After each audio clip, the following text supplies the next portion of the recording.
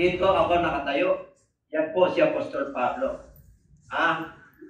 Siya po, according to the scripture, siya po ay namatay. Hanggang 4 po yan. 1 Corinthians 15, 1-4.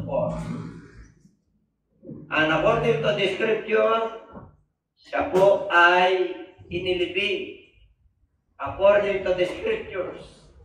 Verse 4. Ang sabi po ron, and he is risen in the 3rd day according to the scriptures. Okay, ang emphasize po natin yan, yung risen. Hindi na natin ano yung kanyang kamatayan, yung kanyang pagkalibing. So my title this morning is entitled The Power of Resurrection. The power of resurrection. Ang kapangyarihan ng pagkabuhay na muli.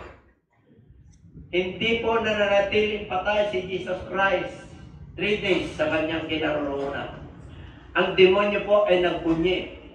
Ang kadiliman po ay nagbunyi nung namatay ang ating Panginoon. Kasi nagkaroon siya ng pagkakataon na ang kanyang kapangyarihan ay magdilim. Kaya nga nung namatay ang ating Panginoon, sinabi niya sa kanyang mga lagad na ako ay hirapan, ako ay lilitisin, ako ay mag-suffer, ako ay magtiis, alang-alang sa kasalanan ng sanlibutan. At siya ay mamatay at ililibing at pagkatapos ng 3 araw, siya ay mabubuhay na muli. Okay? So, ang pinakamatinding kaso ng ating Panginoon, kaya siya po ay binago nung may mga false witnesses na tumindig sa korte. Nung nililitis po siya ni Pilate at saka si King Herod. Pero false witnesses na sabi nila, siya ay nagsasabi na yung templo ay wawasakin. Pagkatapos ng 3 araw, itatayo niya.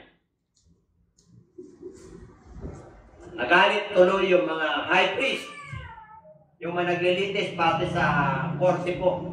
Kasi ang korte po noon ay mga Romano. Nasako po sila, mga Hudyo po yun. So napailalim po sila ng kapangyarihan ng mga Romano. Kaya ang kanilang parusa noon ay talagang kamatayan ay papako. Yun po ang parusa. Hindi pwedeng, ayan may pako pa ba? Wala. Nung panahon na yon, yung parusa ng kamatayan ay pagpapako. Buhay ni papako. Kaya dito po, natupad yung kasulatan. Lahat po ng naganap kay Kristo ay nasusulat. Pag sinabing nasusulat, nasa Loyan, nasa Old Testament. Nahuhula na po yan bago palalangin ang mundo. Nasa isipan na ng Diyos ang mangyayari sa Kanya. Amen po? Kasi po, ang Hudyo lang po ang may kaligtasan at may Diyos noon. Kaya tayo po na hindi Hudyo, ang mga Diyos po natin noon ay Diyos-Diyosan. Okay? Maliwanag po. Ang ligtas lang po na bansa ay mga Hudyo. Ngayon, kung tatanungin nyo sa akin, paano naman ang mga tao na gumagawa ng mabubuti? Ang kanilang kabutihan po ay ala-ala lang ng Diyos. Tawa niya, ala-ala, it is just a memorial. Pero walang kaligtasan po yan. Memorial. Sa pagdating ng ating Panginoon, grabe ang pag-ibig niya sa mundo ito. Lahat ay inibig niya na, hindi lang ang mga Hudyo. Kaya lahat na po tayo ay may karapatan maging anak ng Diyos. John chapter 1 verse 12. Kaya siya po ay dumating rito. Kaya dito po, ito tinayuan ni Apostol Pablo. Dito siya naligtas. Ito pinapangaral niya. Maliban na lang kung hindi kayo maniwala.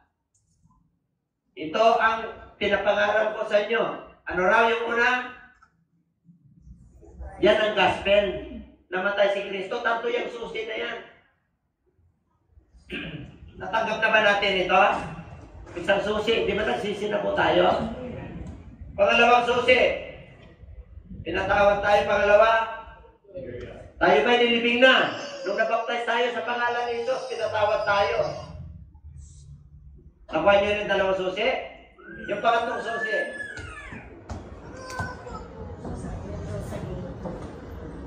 Lahat ng pinatutunan ng mga kabataan dito, yung kanilang na experience. Kaya umaapaw po ang kanilang kagalakan. Kung gusto mo na maging kasama ang Diyos, yung Holy Spirit, there are two kinds of baptism. The baptism of water and the baptism of the Holy Spirit.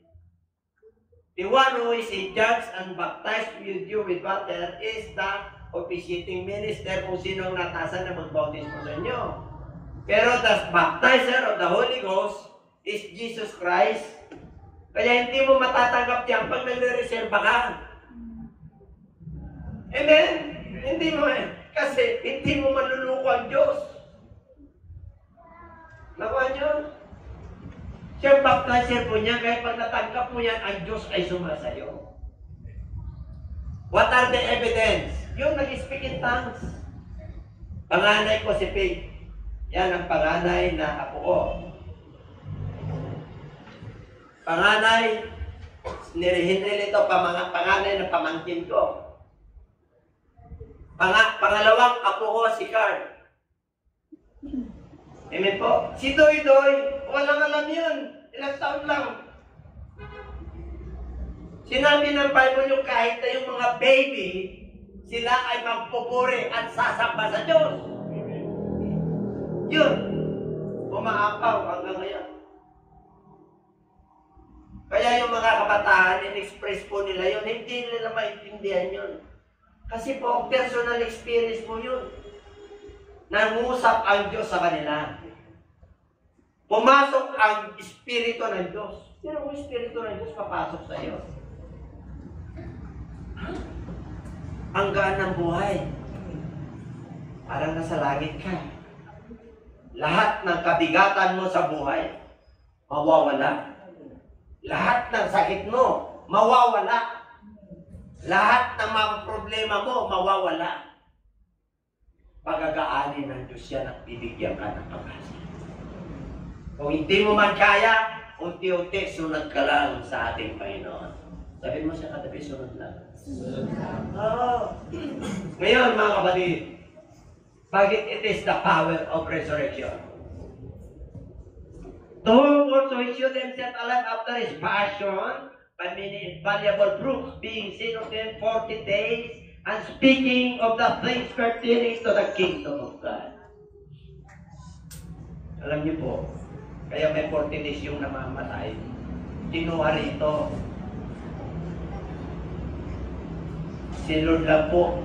Pag namatay ng tao, wala na yan. Amen po. Si Lord lamang po ang pwede yan. Alam niyo po, ang Panginoon bukod sa 3 araw, nung sinabi niya, nagduda yung mga alagad pa. Para hindi sila magdududa, another 40 days pa na nag-stay. Espiritu na po yun. Pinakain sila, nag-ihaw kung anong kinakakawian. Tinuruan sila ng another 40 days para maniwala sila na yung Diyos na nasa trono ay bumaba at babalik. Kaya nung nangaral po sila tungkol kay Kristo, kahit napatayin sila, wala silang pakialam. Kaya kayong mga mananampalataya, alab 1, yung alab 1, refueling your purpose. Bakit ka lang lalagyan at i-refuel? Ano ba ang layunin ng Diyos sa akin? Bakit ako napasok sa ganito? Hindi naman ako kagaya ng ganito dati. Amen? Hindi naman ganito ang plano ko sa buhay. Bakit naging ganito ako? Kasi God has a purpose. Huwag ka na magtaka ang tumawag sa iyo ang Diyos. Maginamit ang Diyos kung bakit ka nandito. Hindi ka basta-basta papasok sa templo ng Diyos na walang ginamit ang Diyos. At kung hindi ka anak ng Diyos, kahit na silang ka ng siran, hindi mo pinapansin. Pero pag anak ka ng Diyos, kahit na hindi mo pinapansin, mayroon gagamitin ng Diyos. Para isang araw, yung panahon ng Diyos at panahon mo, doon mo marirealize na anak ka pala ng Diyos. Kasi papahintulutan ng Diyos na mamuhay ka sa mundo ito para makita mo yung kasalanan at hindi. Amen? lahat ng mga magulang, ang anak ay magiging maganda ng kalagayan kasi na-experience na po nila. Ayaw na nila na lakaran yung kanilang yung mga nagkakaranasan ng sarap buhay. Kaya sabi nila, anak, huwag mong gawin yan. Anak, huwag mong gawin yan. Anak, ganito ang gusto ko. Anak, ito, masinsot siya yung ano nyo. Ganito kami kasi. Pero sa ng Diyos. Nandun ba?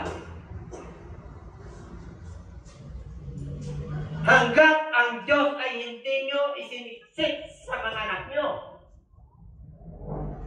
Inyo lang yan. Hindi will lang Lord yan. Kaya ang Biblia, pag kayo po ay mananampalataya, train up the way, train up the child, the way he should go. And when he is old, he shall not depart from it.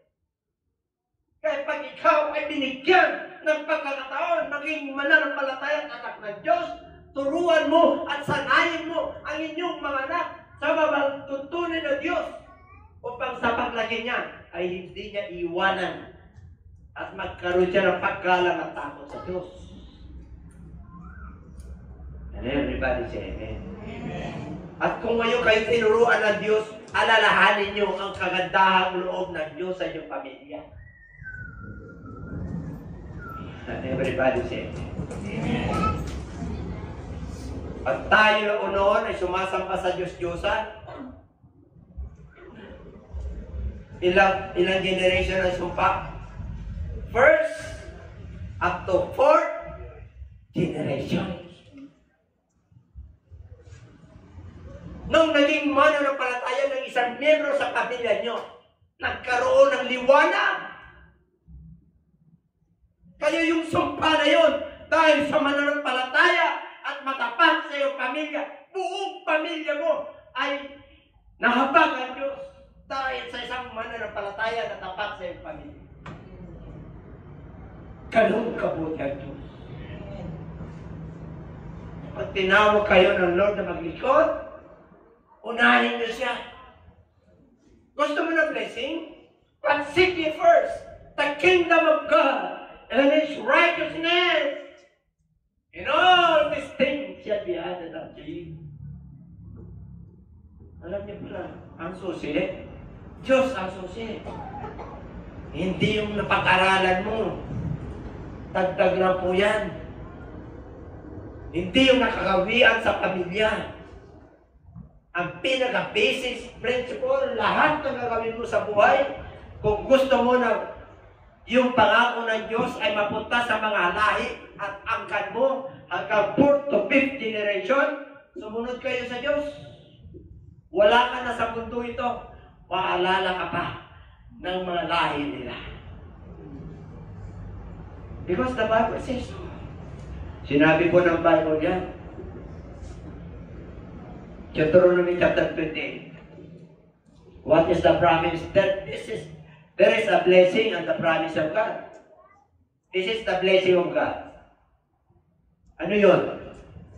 If you obey my statutes, my commandments, my laws and my judgment, I will bless you. Personal, I will bless your children's children.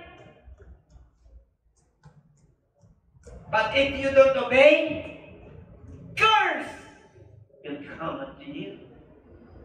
Curse and blessing po yan. Basahin nyo sa Deuteronomy chapter 28. From verse 1 up to 14, the blessing of the Lord. 14 up to 31, mas maraming curse.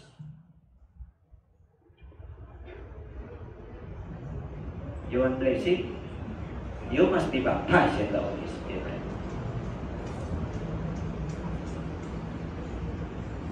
Amen? Napagtas ka na ng tubig eh. Pinilig. Magsisi ka na. Unang susi. Pangalawang susi. Nabaptisman ka. Pinatawad ka ng Lord. Lahat ng kasalanan mo, pinatawad kung nabaptize ka. Kasalanan ni Adan at ni Eva na ninuno natin at yung sarili mong ginawa mula nung bata ka hanggang nung araw, panahon at oras na nabaptize ka, pinatawad ka ng Diyos. Pero mula noon, Sa spiritual life mo, babata ka, habang lumalakad ka, nandito yung mga pagsubok. Minsan nasa church ka, minsan maligam-gam ka, minsan mainit ka, minsan conditional ang pagpunta mo sa church. Kasi hindi ka pa nababaptize ng Holy Spirit. Kaya pag mayroon ka na noon, ang Holy Spirit ang mangungusap sa iyo at mag-inspire sa iyo na pumunta sa iglesia, na magbasa ng kanyang salita, na manalangin. Wala magagawa ang demonyo pag ang Holy Spirit na sa iyo. Kaya yung mga problema mo, inaapakan mo lang. Yung sakit mo, inaapakan mo lang. Itong apo ko na to, ang hirap suituin yan. Alam mo, advice ko sa kanya, mag-choir ka na lang.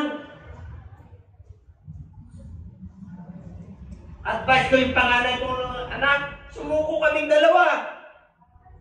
Wala makakasukti yun. Yung panganay kong anak. Anong ginawa niyo? Wala yun. Pero sumuko kami kay Lord. Ngayon, pastor na po siya.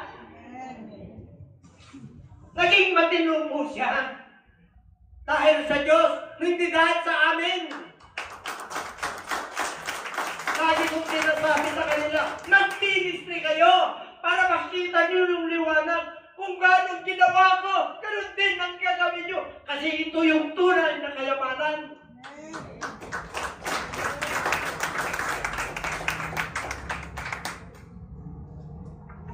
You must be filled and baptized with the Holy Spirit.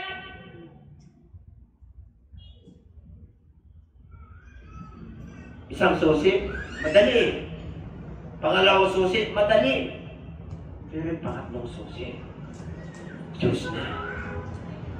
Diyos na ang magbabautismo sa iyo.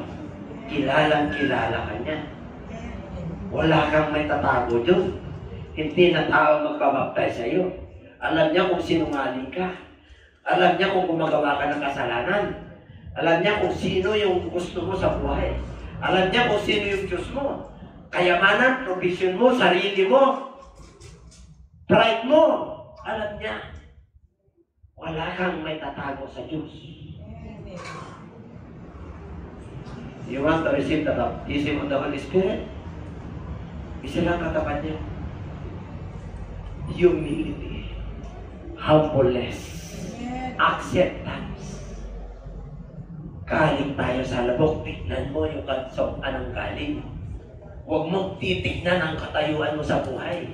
Pag lumapit ka sa Diyos, galing ka sa labok. Yan, tatanggapin mo ang Holy Spirit. Pero kung tingin mo sa sarili mo, wala, hindi mo matatanggap yan. I'll tell you.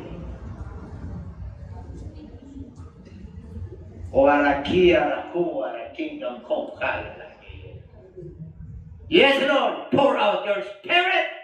Pangako ng Diyos yan. Lahat ng laman, lahat ng lahi, buong mundo, pangako ng Diyos yan. Natatanggapin nyo ang banal na Espiritu if you believe. Sinabi niya sa binasa natin, unless you believe.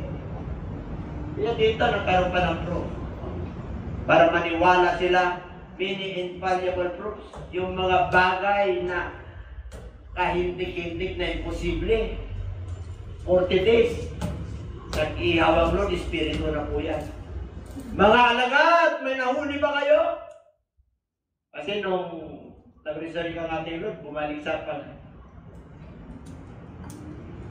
mangingista si Apostol Pedro eh.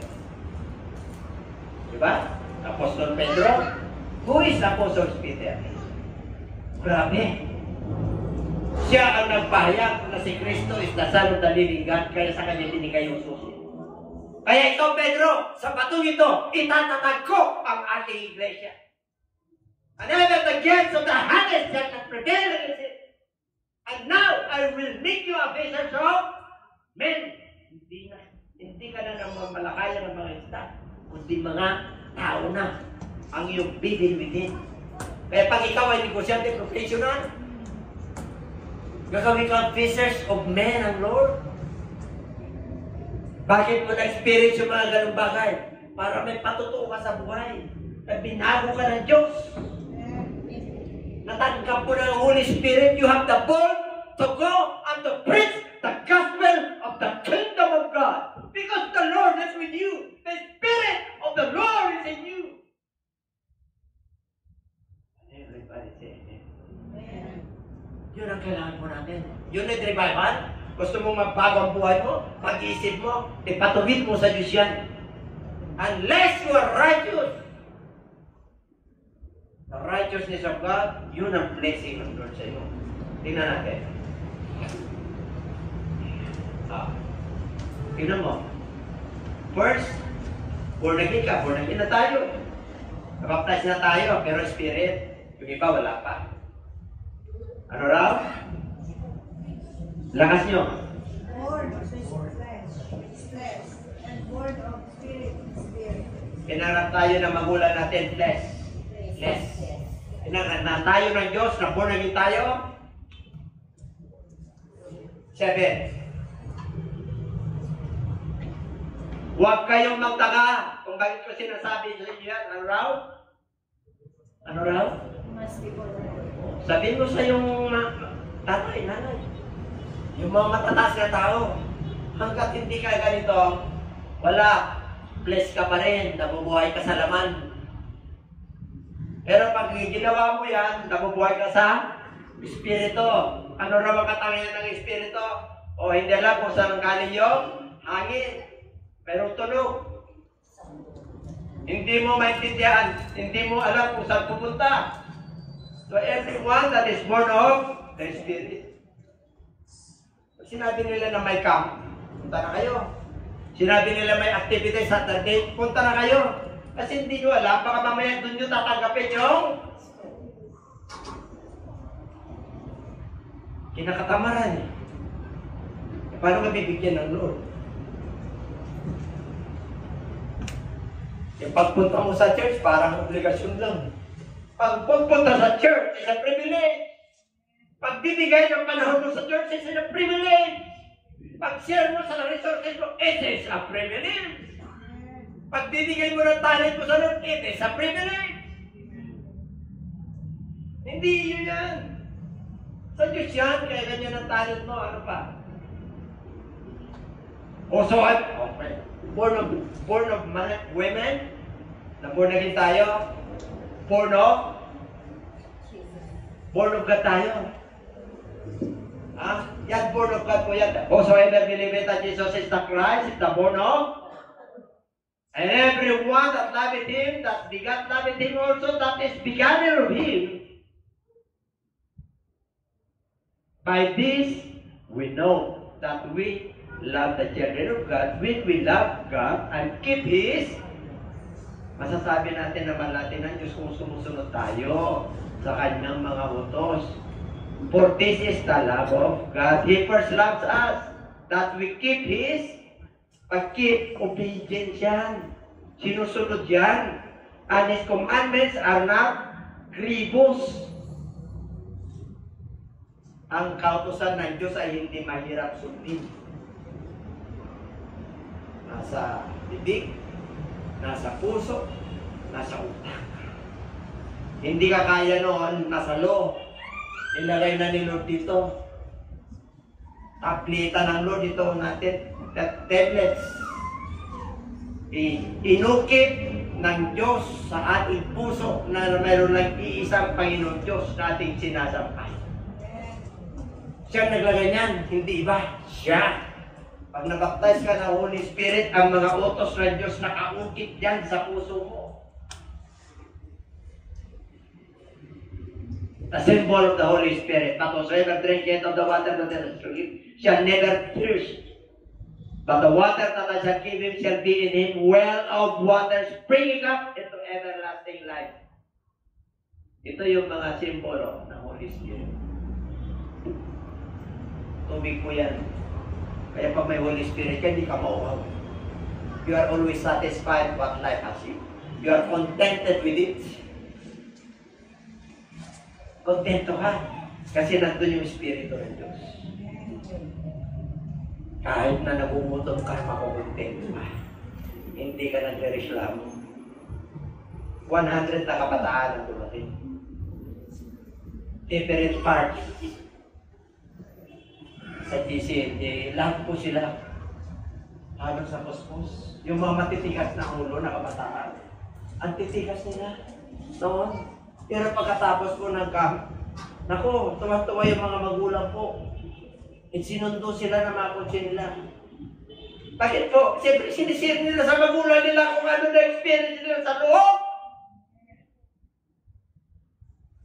Pati yung magulang tuwa-tuwa. Bakit? Hindi nila makayang gano'n ang anak nila eh. Ang Diyos lang ang pwedeng magbago dyan. Kaya huwag niyong ipagkait ang inyong anak sa mga gawain ng Diyos. Wala kayong katana-tana. Everybody say amen. Amen. And John bear record saying, I saw the Spirit descending from heaven like a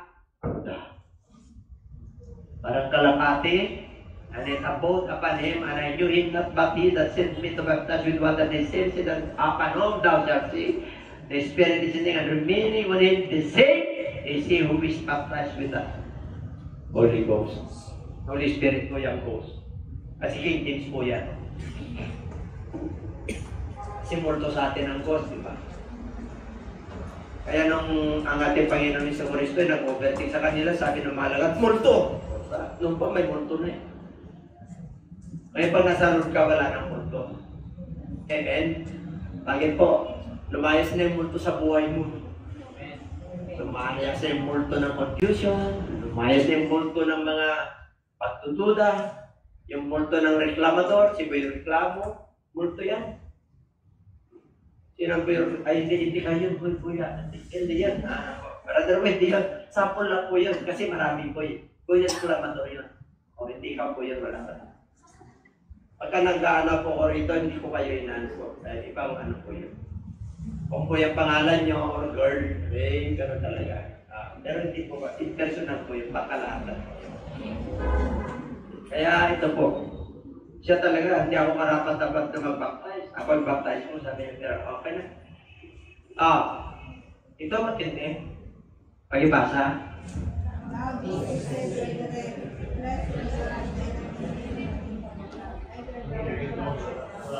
Ang ibig kong sabihin, di ba tayo po ay na-baptize na? Or naging na po tayo? Di ba? Dati ganito tayo. Pero pag may Holy Spirit ka, grabe ka. Anak ka na ng Diyos talaga. Kahit na natutulog ka, ano ba? Pag hindi lang pinagkalooban na magdala ng mabuting balita, hindi nila maunawaan yan. Kaya may mga sinugo ng Diyos na maintindihan mo yan, maliwanagan ka kasi yun yung totoong lingkod ng Diyos.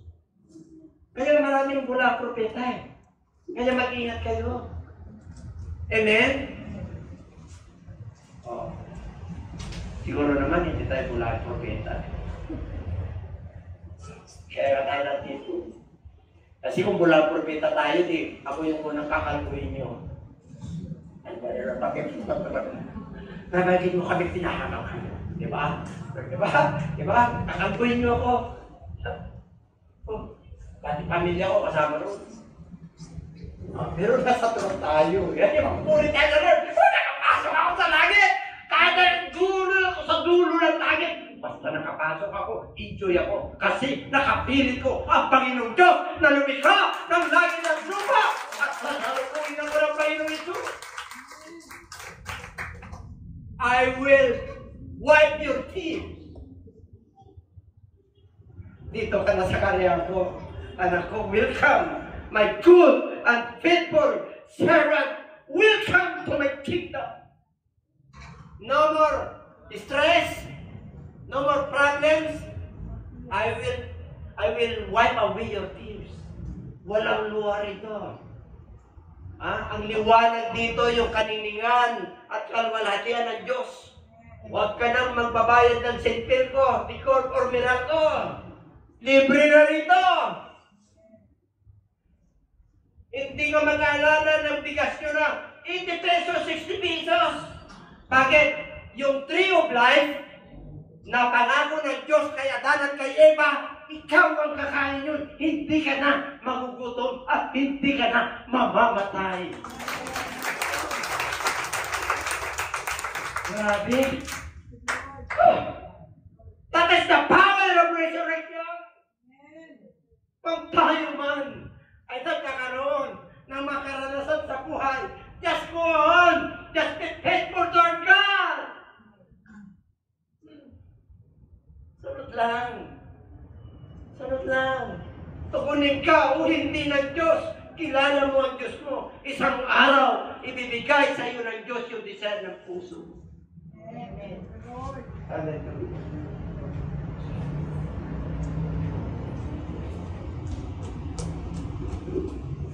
Pakibasa ng malakas.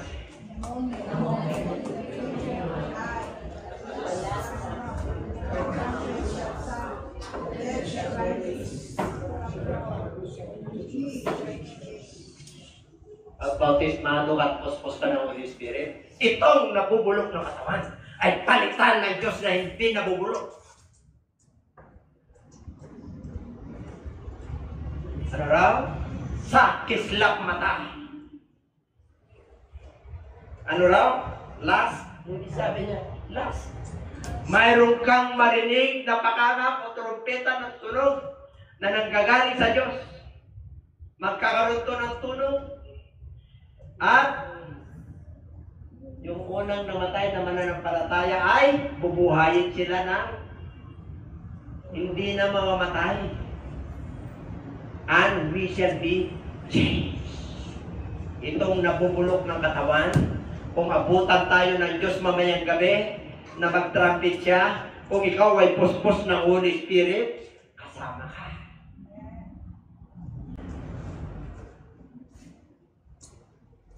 At kung tatawagin na tayo ng Lord na hindi pa natin naraptan yung rapture,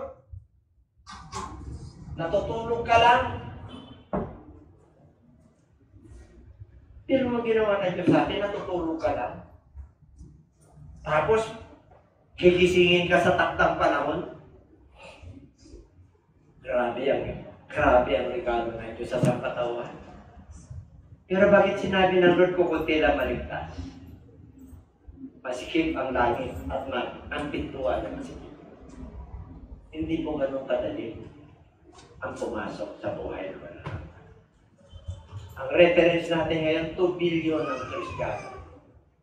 Pag sinabing Kristiyano po, pag naniniwala sila na si Jesus Christ ang Savior, pag naniniwala po sila na si Jesus Christ, pari Catholic, lahat yan, Iglesia, Mormons, lahat yan, mga Kristiyano po yan, born again, Baptist, 7 days, at Baptist. Pero nung reference natin sa Bible, na yung 1 billion, palagay mo na. Ano nasa Bible? Asan yung nasa kaliwa? Kambing. Sino yung nasa kanan? Tupa. Another 1 billion. Oo, wala. Hindi to sinabi ko tama. This is just an approximate or references. Yung nasa Bible. Ngayon, yung 1 billion ng mananampalataya.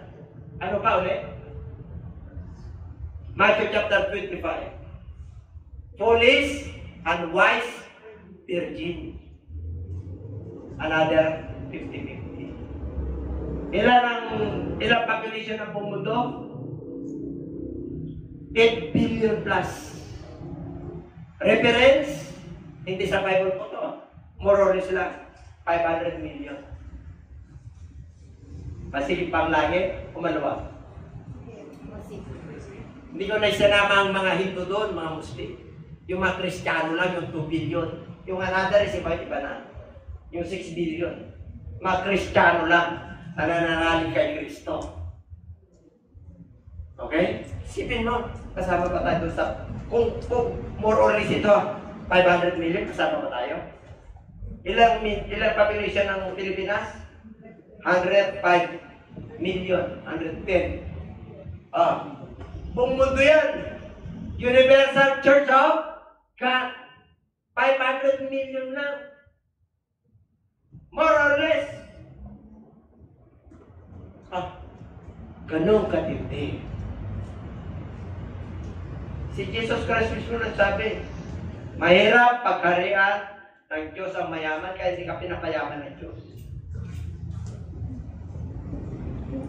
Alam niyo, hindi ako pinayaman ng Diyos. Kahit na tali ang koleksyon, hindi ako pinayaman ng Diyos. Gusto na Lord, tamang-tama ka lang para tignan niya kung mapagkatiwalaan ka ng tunay na yaman. Ang tunay na yaman ay sa gawain ng Diyos. Napahintulutan na nag-pandemic, saan kami kumuha ng aming ikabubuhay? Di ba sa gawain ng Diyos? Di ba yung mga itinibigay ninyo? Hindi ako na iya magsabi niyan. Ipinagmamalaki ko. Kasi yung Diyos na nagpadala sa inyo rito, naging matapat po kayo ron, kaya nabubuhay ang iglesia ng Diyos. Kaya kahit anong kayod ko, hindi ako pinayaman ng Diyos. Pero alam ko kung paano kumita na maging mayaman. Amen? Hindi. Bakit po? Mahirap pagkarihan ng Diyos. Baka pag lahat yung koleksyon ko na yun, iba na yung ano ko. Iba na yung isip ko. Hindi na sa gawain ng Diyos. Kaya nakahold muna. Amen? Yan pa ba kayo? Kaya wag na kayo magtaka, kahit na professional ka. Pagpayamanin ka ng Lord, amen. Pero hindi ka bibitaw sa gawain ng Diyos. Hindi bawal yumaman dito. Ang kayamanan, ang nagmamay-ari ay ang Diyos. Basta matapat ka lang sa Diyos at susunod ka na sa Diyos at napakatiwalaan ka ng Diyos, yayaman ka at salisan mo. Kung kapartner mo ang Diyos, yun yung tunay na yaman. And everybody shout amen. Wala ka man pera, ano mayaman ka? Sabi mo siya katanin. Parang hindi ka masaya. Parang hindi ka naniniwala. Anong yaman mo? Kapayapaan, kakalakan, pag-ibig, pag-asa, ano ng saltaya. Hallelujah! Naabot mo yung mga hindi naabot ng iba. Naunawaan mo sila. Kasi kasama mo ang Diyos. Kasama natin ang Diyos. Di ako.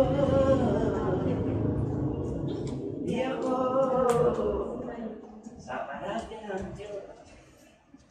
Dumaan man ako sa apoy ng pagsubok. Di ba? Hindi ako masusunod. Dumaan man ako sa tubig. Hindi ako manununod.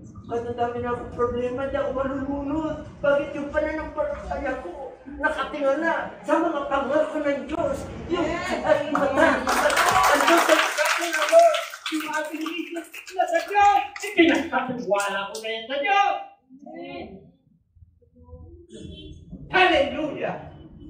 There is sudden change. Hindi mo, papalitan nito. Hindi mo, lilipat ka. Hindi ka sa moon. Magagaling ka rito.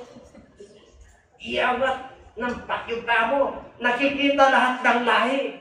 At lahat ng tao ay luluhod at magsisisi. Bakit hindi nila nakuha yung gospel ng Lord? Pero tayo, nandun kasama ng ating Panginoon. Kasama yung unang namatay na sa atin. Kitang-kita nila yung ating pag-akyat sa buhay na walang. Glory to the King of Kings and to the Lord of Lords.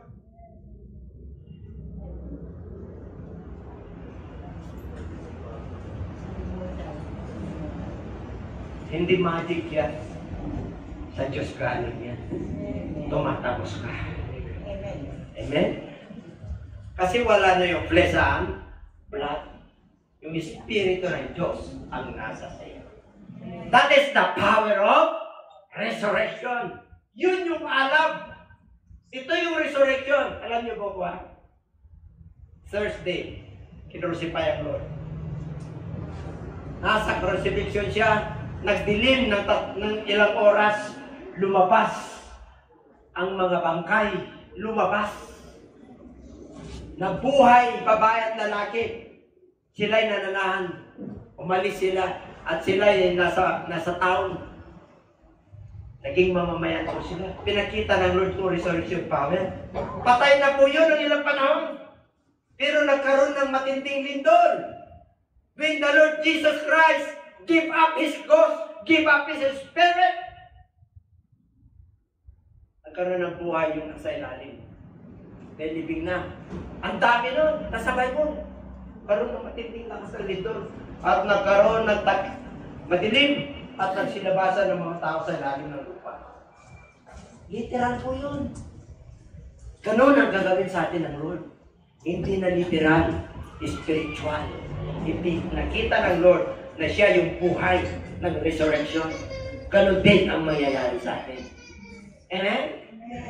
Sarap kaya. Diba? Sarap kaya sa Lord.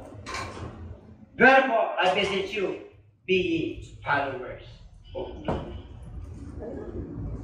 Walking with Jesus, walking every day, walking on the way, walking with Jesus, walking with Jesus. Sarap. Walk by faith and not by sight. Pag may problema po tayo, just walk with faith. Lord, bahala ka. Although what is your instruction is, ako ay susunod kung ano yung nasa righteousness, kung anong kalooban mo sa akin. Just want to follow you. So kung magkaroon ng kagalakan, kapayapaan, pagpapago sa aking buhay. Basta kung nasa pinama, ang sinasabi mo sa iyong pananakasulatan. Amen? Hindi man buo o duty, habang tayo pa sumusunod kay Lord, nagiging banal ka sa kanya. Habang sumusunod po tayo sa ating Panginoon, nagiging matuwid ka sa kanyang harapan. Habang sumusunod po tayo sa ating Panginoon, hallelujah, ikaw yung apple tayo ng ating Panginoon. You are dear in sinisay. Ginto ka, pumikinang ka. Kahit na ikaw ay pinaparaan ng mga iba't ibang pagsubok na lulubog ng Diyos. Hindi po sayang ang iyong pagpilit po. Hindi po sayang ang iyong pagpunta niyo sa babae na yun. Wala pong sayang pagkainala niyo sa Isya. Wala pong sayang. Amen? Sinabi niya sa 1 Corinthians 15:15, your labor is not in vain. Kaya kung ano man ang ginawa mo, tinampag mo sa Diyos, alam ng Diyos yan. Just be faithful. The power of resurrection. Tayo pa natin. Glory.